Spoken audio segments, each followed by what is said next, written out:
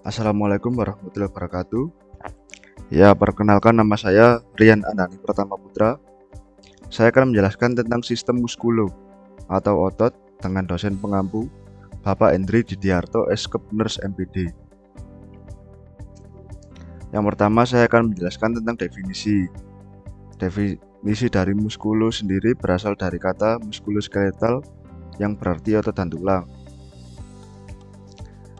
Otot memiliki peranan yang penting dalam sistem gerak. Salah satunya sebagai proses vital di dalam tubuh seperti kontraksi jantung, kontraksi pembuluh darah, bernafas, dan peristaltik khusus. Itu semua terjadi karena adanya aktivitas otot.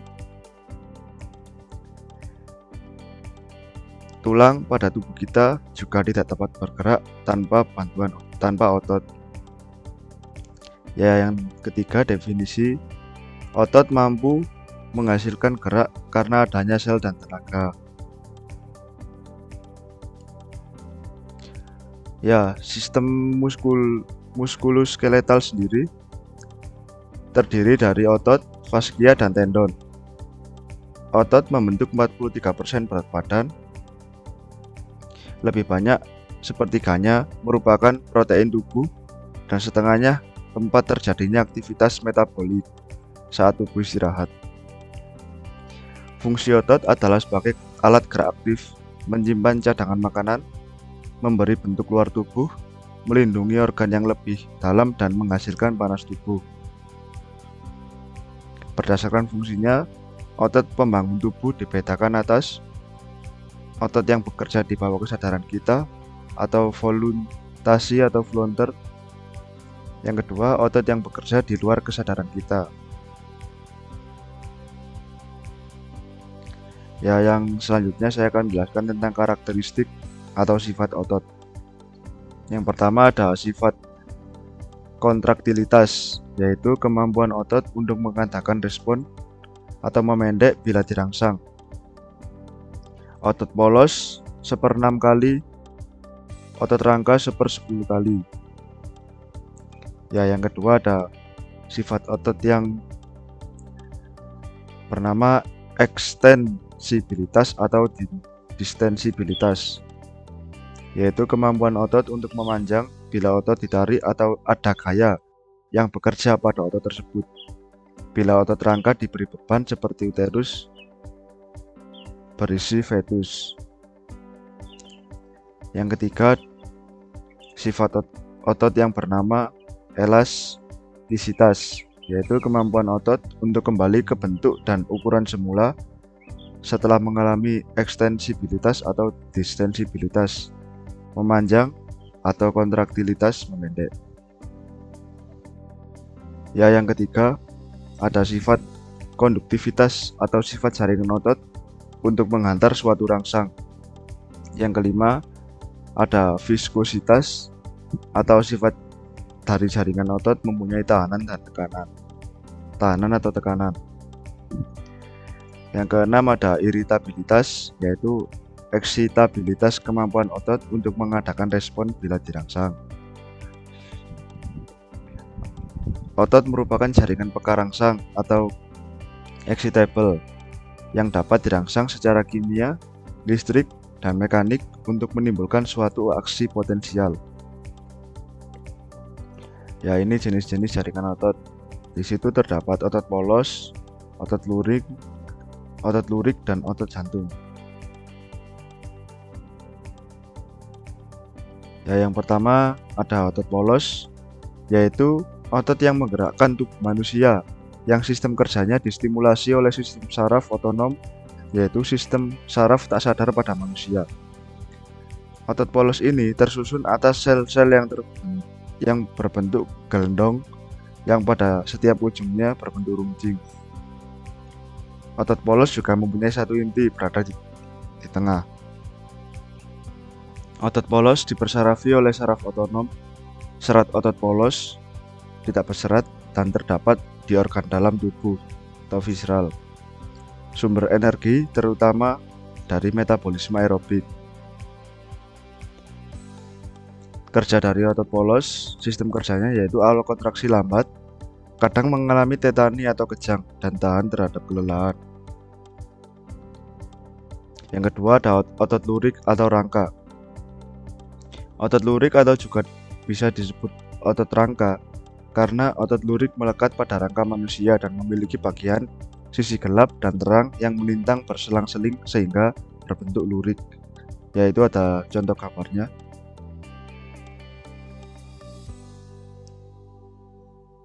Ya, otot lurik mempunyai banyak inti, dipersarafi oleh saraf motorik somatik atau volunteer, terletak melekat pada tulang. Otot lurik sumber energinya dari metabolisme aerobik dan anaerobik. Sistem kerja dari otot lurik yaitu awal kontraksi cepat, mengalami tetani atau kejang, dan cepat lelah. Yang ketiga ada otot jantung. Otot jantung atau miokardium adalah perpaduan otot lurik dan otot polos karena adanya persamaan yang ada pada otot jantung. Fungsinya adalah untuk memompa darah dan mengalirkannya ke seluruh tubuh. Otot jantung bekerja di bawah kesadaran manusia karena dikelola oleh saraf simpatik dan parasimpatik. Otot jantung bekerja secara terus-menerus tanpa istirahat atau berhenti.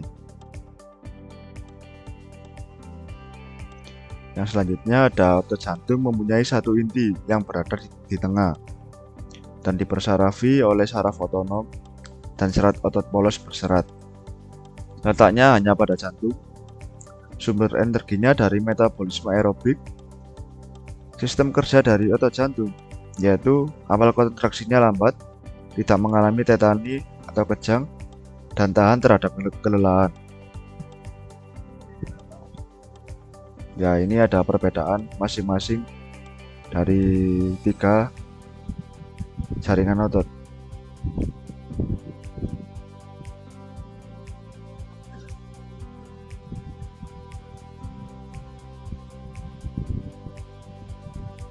Ya, yang selanjutnya saya akan menjelaskan tentang bagian-bagian otot. Yang pertama ada sarkulema, yaitu membran yang melapisi suatu sel otot yang fungsinya sebagai pelindung otot.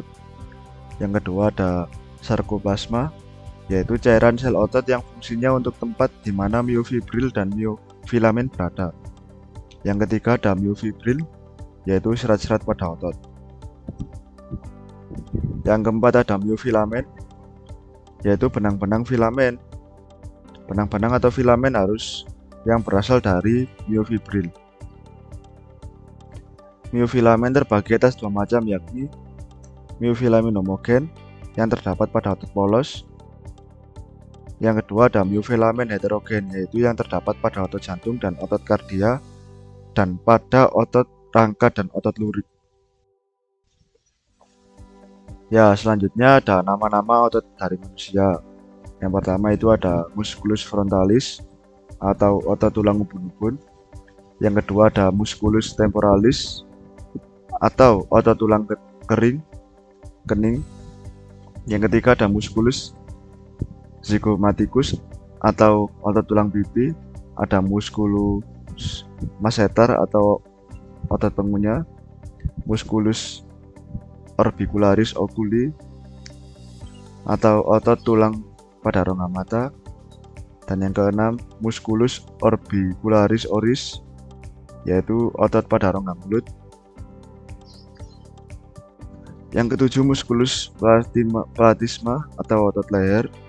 Yang kedelapan musculus sternocleidomastoideus atau otot tulang iga. Selanjutnya ada musculus sternocleidomastoideus atau otot tulang selangka dan belikat. Yang ke-10 ada musculus dentoideus atau otot pangkal lengan atas atau bahu. Yang ke-11 musculus triceps brachii atau otot lengan pada atas kepala 3. Musculus biceps brachii atau otot lengan atas kepala 2. Musculus brachionis atau otot lengan atas. Musculus pronator teres atau otot silang hasta. Musculus brachii radialis atau otot lengan atas dan pupil. musculus flexor carpi radialis, otot ketul pergelangan tangan, musculus pontmaris longus, otot telapak tangan panjang, musculus pectoralis minor atau otot dada kecil, musculus pectoralis major, otot dada besar, musculus serratus anterior, otot gergaji, musculus intercostales atau otot antara sela iga, musculus pectus abdominalis atau otot perut lurus, musculus externus atau otot perut miring luar. Musculus internus atau otot perut miring dalam, musculus transversus abdominis atau otot perut melintang, musculus iliopsoas atau otot tulang usus dan lipatan paha, musculus pectineus atau otot bentuk sisir, musculus fasciae latae atau otot ketul panjang, musculus sartorius atau otot penjahit pada paha, musculus adductor longus atau otot ketul panjang. Ya, yang terakhir ada musculus gracilis atau otot paha ramping, musculus femoralis otot paha, musculus factus lateralis otot mofas ke samping, musculus factus medialis otot mofas ke dalam, musculus gastrocnemius atau otot lambung dan tungkai samping. Ada musculus soleus atau otot permukaan tulang betis, musculus fibularis longus atau otot betis panjang, musculus extensor digitorum atau otot sedang jari panjang, musculus trapezius otot punggung, musculus tibialis anterior otot tulang betis. Ya, sekian dan terima kasih atas perhatiannya. Mohon maaf jika ada salah-salah kata dan penulisan dalam PPT saya. Wassalamualaikum warahmatullahi wabarakatuh.